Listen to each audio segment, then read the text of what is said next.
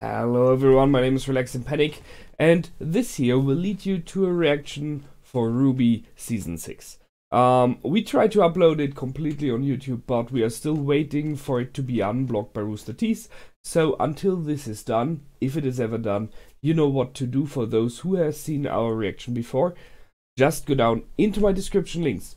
There will be a link which leads you to the reaction itself. Just follow it, replace the circumflex dot parts with real dots, and you can see our reaction completely.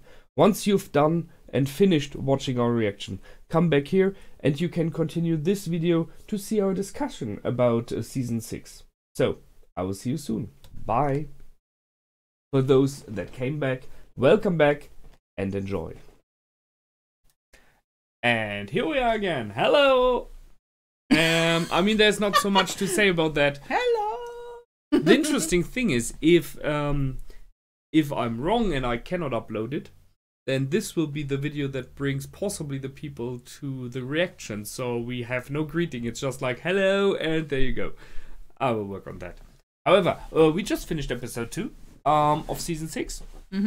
As you can see by this picture, clearly. So, that was a surprising end. Kind of a cliffhanger. Well, kind of, and I'm very excited to see how this is going. And I can see how they, in the next episode, they not continue at this point. I would have never recognized her there as being Salem. Yeah, but I'm kind of a little bit like angry about myself that I didn't get to. But the idea. Yeah. It is in the past. Yeah, it was not present enough anymore because the last, I think, 2 seasons, it was not present enough. Again. Want to go with that one first? Or do we want to talk about the episode before we go on about this revelation in the end? Because I have some theories there and ideas, but the question is maybe the episode first, right?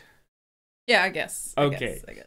So, they did the interesting and nice thing which we've seen in series in the past, always by jumping through times. So they started off with a moment in time that was before episode 1, but after the end of season 5.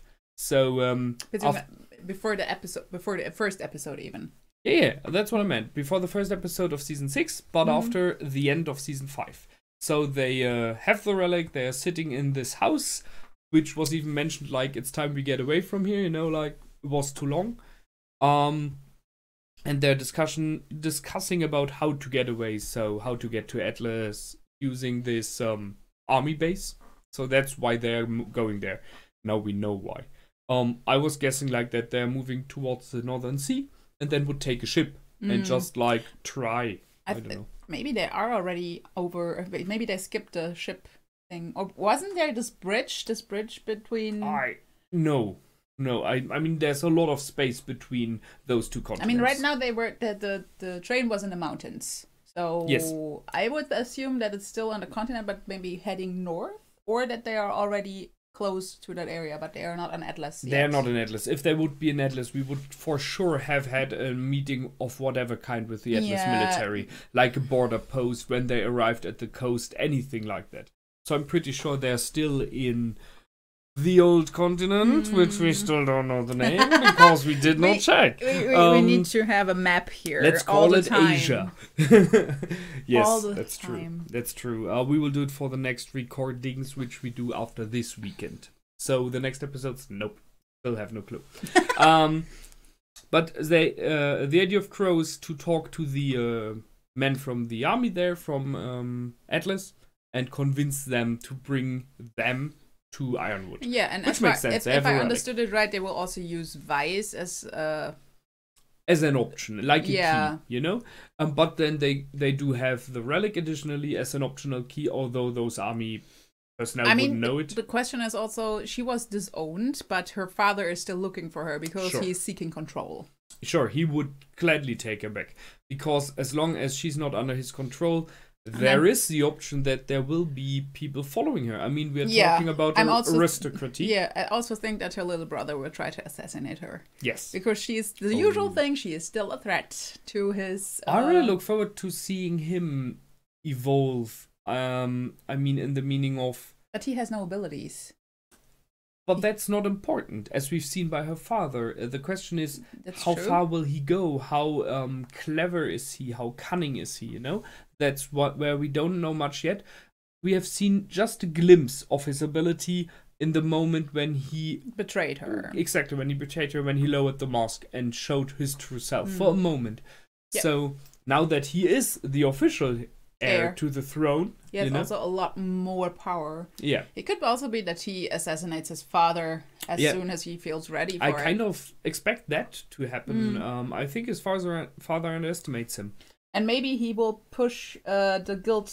He will blackmail maybe Vice for it. Sure. So he gets rid of his father, gets the throne, and will have it to look like that Vice did actually do it, because she has a reason. She has a like how was the English term for it? Yeah, I know what you mean. She has a reason. You know, everyone would believe it more easily. Still, there's a question about a motive. Very good. The question about her mother, which we haven't seen yet. So that's something I'm looking forward in this season as well. That hopefully we will see a bit more of the Schnee family, because that is a very interesting family in general. The past and the present and everything. So that's a cool thing. However, in this episode, we had this in the past, them talking in the room, Oz telling them a bit about the relic, and now we know, yes, it was the truth, but not the complete truth. They told them 3 wishes. This is again a continued theme that he is still. He always he promised before that no more secrets, and now it's revealed there are still secrets. Yes. So, I mean, I can see that he is not really trustworthy, because you always have this, like, okay, especially now that this is, I can see when this secret is revealed, oh boy, that he is in deep trouble. Yeah. Deep trouble, I do especially because Crow seems to be not have known this as well. Yes, I do still believe that he really wants to stop Salem. His reasons are different, as many think, however. So he acted in the past always like he's, you know, the generous one, the good one who does everything for humanity, for the good of everyone. And now we more and more realize that a lot of the bad things that happened may have to do with his doings, with mistakes he made. So he's trying to eradicate his own mistakes. Or we had that in the past already. Or with his curiosity. I think that his longing for knowledge had actually some like, you know, you start something, you know, it's like possible to make. Maybe he fell in love with Salem, and maybe he tried to make her, because he seems to be in this like reincarnation mode where he can be reborn. He's not dying. He's not dying in the end, and maybe they fell in love, and he tried to do a similar thing to her, which completely went. Yeah, so that she completely. I mean, she is basically now immortal, but not in the way he intended it to be. Well, at least not the way she wanted it. And it was basically an experiment, but she was very good idea. He was really thinking it would be working, and it went wrong. And now we are in the end of the episode, although we didn't want to go there first. Yes, I thought about not this thing about the rebirth thing, but clearly that he did some experiments on her with the Grimm material. Yeah, but the thing is, I still think they had a personal collection in the sense of there were emotions involved. Otherwise, it could not explain the rage Salem is in, and why Oz is so careful to not making this public. It's very personal. I mean, it's from the intro scene. It seems like he is someone famous at this time, someone important. So there was a statue of him, and she was standing before it. We don't know yet if the statue was there when she met him. Oh, I'm not talking about that one. I'm talking about the intro scene. In the intro, there's his statue, which is oversized, and in this way of standing like Oz always did. He's standing. Yeah, just with one hand. But it seems you don't build a statue for someone without a reason. So he's someone of influence, and she's standing in front of it, looking like she does now, the blonde version. I mean, the not queen version yet. The human version, basically. A princess. I mean, she was a princess, so her being a queen now is fitting. Just saying. But she stands before this, so he is already someone influential and powerful. And I guess it might be, again, this professor and student thing. Or that she's looking up to him. And then he kind of betrays her. Let's just say not by his own wishing. Accidents, overestimating of his own powers and abilities, as we've seen in the past, underestimating other things, as we've seen as well. And I think that by trying to fix this, he made things worse. Possibly. But overestimating his powers is probably one of those reasons why those things happened. I don't think that he had bad intentions, but simply by overestimating his powers and by experimenting with things he maybe should have not experimented with. Yeah, the typical problem with scientists, you know? People who search for knowledge tend to burn. Or to cross borders they shouldn't have crossed. Yeah, very fitting. So that's about them. So that will be interesting next episode, because I'm pretty sure we will see more of it. And then we have this blue woman over here. Jinn. The Jinn, or just Jinn, it's her name in this case. So it's nice. It is the fairy tale of Aladdin. Was it Alibaba and the 40? Well, Aladdin. Aladdin it is, yeah. Alibaba was another one. Of Aladdin, right. And instead of 3 wishes, you have 3 questions to be answered. Which is also very powerful. Yeah. And it seems, okay, in this century, 1 question was already asked. And that's interesting. I asked myself, I mean, just an option, what if the 3rd question will be, what was the first question you were asked? Or show us the answer to the first question you were asked. And the thing is also, because I'm pretty sure it was him. There are currently so many reasons why he didn't want them to use it. Because he said it comes at a price, which I can believe. That it comes at a certain price. That you, if you ask a question, some things is happening, and whoever asked the question first, maybe he paid this price. I mean, Oz would know it, what the price is. And what I don't understand is why he lied. Why did he lie about that the questions could not be asked right now? Why didn't he just say, yeah, there are questions available, and then they would say, let's ask them, for example, how to defeat Salem, like, you know, direct them into that's what they want. They want to defeat Salem and stuff. The problem with such ultimate powers, with such a large time frame, is if you're someone like Oz who thinks he knows best, because that is him. I know best. I know more than anyone. I'm older, so I do know. I am the only one who knows. He has to experience. So yeah, that's always a statement. And even now in this episode, he said, "You will have to trust on my experience because I am older than you and I do know things." So he had this belief that only he would be able and has the wide span of experience to say when to ask a question. Because you have only 2 questions left, and then you will have to wait around 100 years. So what if you wasted for stuff that you could answer in other ways? For example, the question RWBY asked, Oz could have answered. Yes, he could have. He wouldn't have, possibly. But she could have threatened him by saying, okay, but either you tell us the truth now and make us believe really that you tell the truth, or I will ask this question. But this also already shows that the trust is not there anymore. And what is also interesting, how Oscar is fighting against Oz in this case. Yes. He knows stuff. He knows how Oz is thinking and everything. And it's so interesting to see the struggle and the fight between those 2 entities, the souls? Well, the souls inside, yeah. Because we know in a specific amount of time they will merge. Which, as happened in the past. Which also means that Oscar is not trusting Oz. At least he questions his reasons. I would say he is not trusting him, because you know also when there was also the situation on the train where Oz was like, should I take over? And he was like, no. But I liked that version.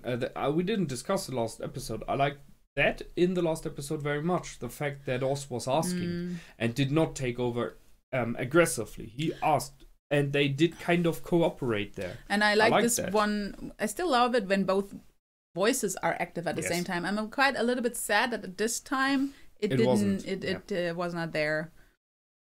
So, but yeah, so there are multiple things here. The one thing is, we have this old female who is watching all of this and very likely will see this answer as well now.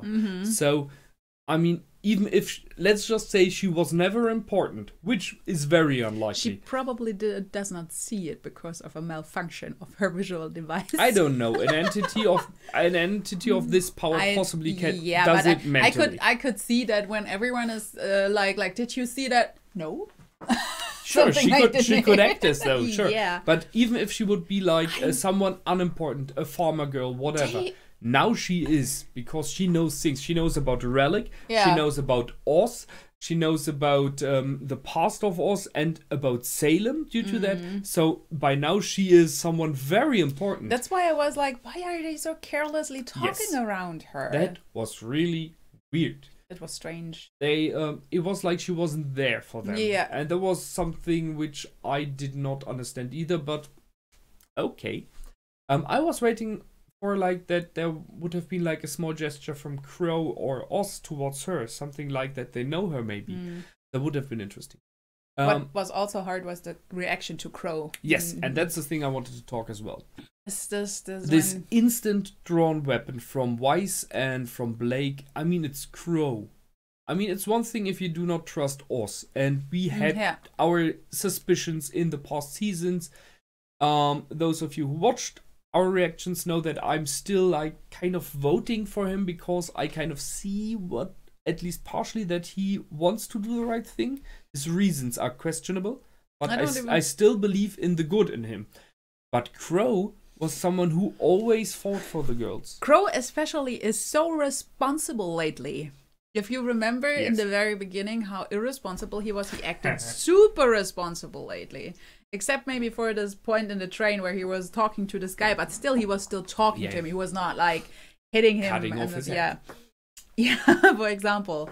And was very rational and very caring and like more a protector of the whole group, not just of RWBY. And they draw their weapons instantly against him. There was no questioning or just stepping not stepping back and being defensive. No, this was full mode up. We will attack you if you go one step further. And that was surprising. I did not see that. And I think it was too much there.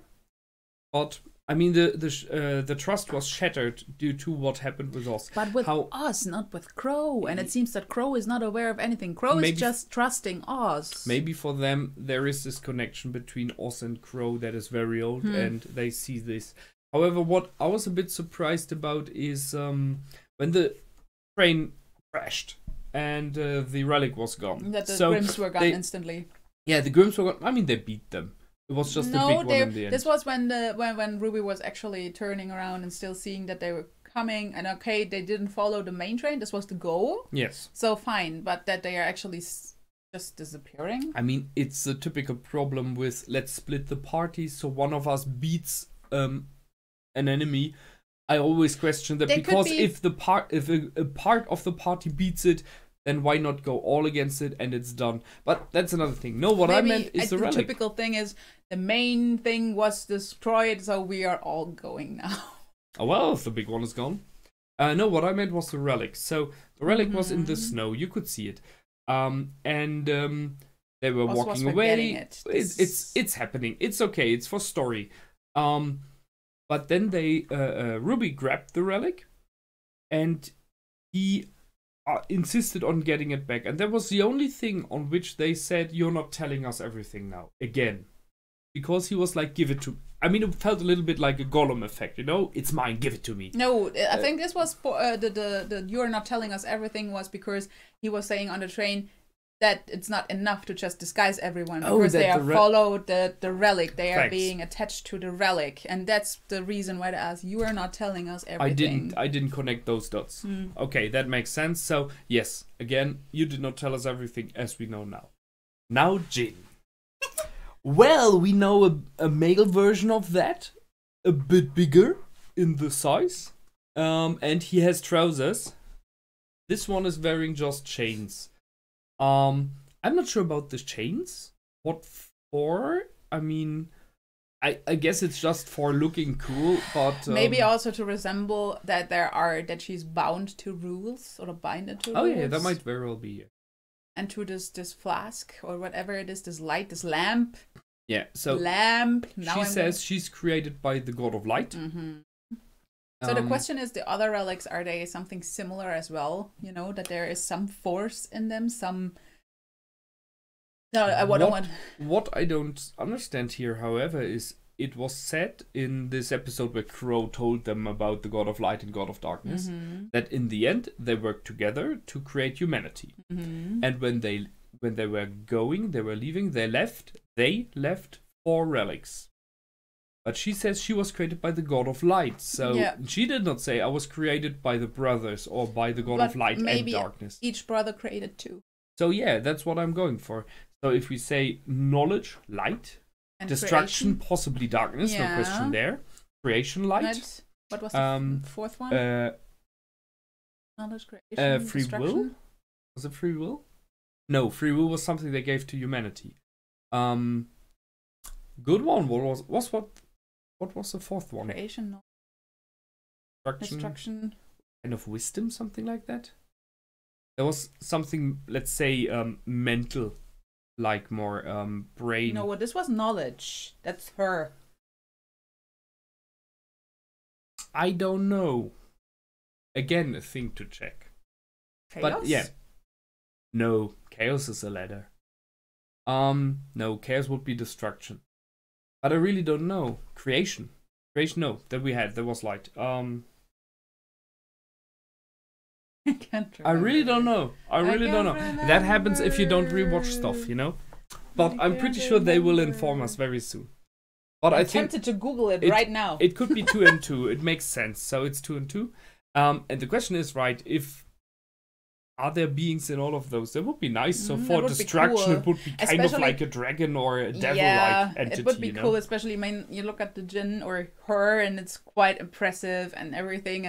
I also like how ethereal they made her with her voice and everything. And I would have gone maybe instead for a sphinx, because in many miracles, it's the sphinx that answers questions. But then it wouldn't fit the lamp thing.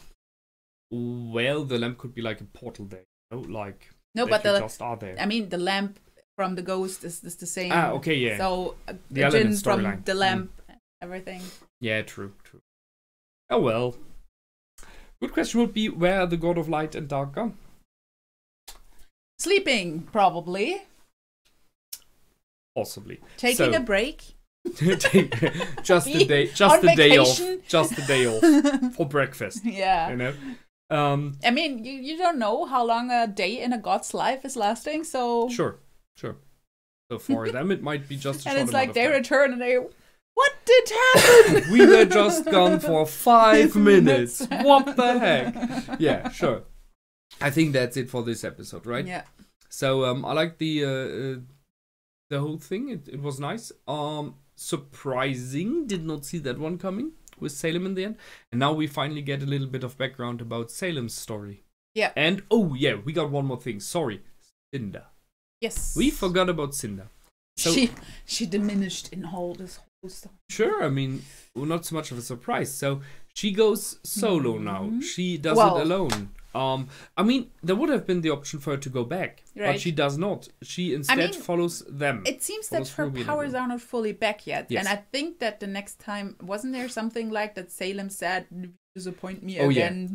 Yeah, this is your last chance, something like that. Yeah. That's right. Okay, that makes sense. She's not going back now. That she would probably be dead if she returns. Yes, and this spider, which is an underground organization, has her very own plans about maybe someone searches for her, and we know that someone searches for her. I don't think that they have their own plan. I just think that they are there, and it's just a network of. They will possibly tell her what she wants, where and they will tell others who are seeking for her. I mean, it's like she is searched by the officials. So I don't know if they made that connection though. Oh, come on. It's in the the newspapers. Yes, but in the newspaper she looks completely different. She has a burnt face now. She has short hair now. She has a different look. I wouldn't say that people would recognize her. I mean, half of her face is burned off. This is not something you see in the pictures. He does not wear black armor and is breathing strange. Being burned. Really? Seriously. Now, Yes, always. Really? Always in for a pun. Okay, so but Cinder is in as well, and I think we were both surprised because we both did not expect her to be in this season at all. And now it's episode 2 and she's in, so she was the mysterious woman we've seen. And she is now, this is what kind of like puts me off a little bit, or which I didn't like, is like that Adam and Cinder are now becoming very similar. They're losing it. One is hunting for Blake, one is hunting mainly for Ruby. I'm not sure if she's losing it. She is kind of controlled. Yeah, but and the reasons for the hunt are very different, I think. Yeah, but the whole thing is an internal rage for which is built up for good reason, in my opinion. I don't think I cannot be sure, but I don't think that Cinder is hunting Team RWBY for rage. She's hunting them for the relic. I don't think so. The relic. I don't think so. I mean, she was already putting it off. Do you remember this one scene where she could have had them, where we were so critical with Cinder because she did the wrong move because of her personal reasons. So season 5, I remember. Okay, so that's true. I'm like, she's out to kill RWBY now. She's making her. That's what I think. She's making her responsible for everything, and now she will tend to kill her mainly for her own reason or for her own sake, and then maybe because she wants to be make terms with Salem. But I think this is really second position on her. I mean, she blasted off her face. That's true. We will see. I'm not sure. Maybe she learned from her fall. I don't think so. We'll see. I'm also, why is she so up against RWBY then instead of going against Raven first? Because this would be, I need more power. Raven is the one who has the power. I mean, she got wrecked by her. This is probably the reason. Maybe she's aware that who has the relic. I think so. I really think for Adam and for Cinder, the relics are more of a second. I mean, Adam is not even aware of it, and for Cinder, I think it's still her personal agenda is more in the foreground now. We will see in the next episode, possibly. And, I think that's it for this time. So, as always, feel free to comment, like, subscribe. Check my Patreon for the next episode, and I will see you over there. And until then, my name is Relax and Panic. And I am Most Evil Lifeform. Goodbye, and out. Bye!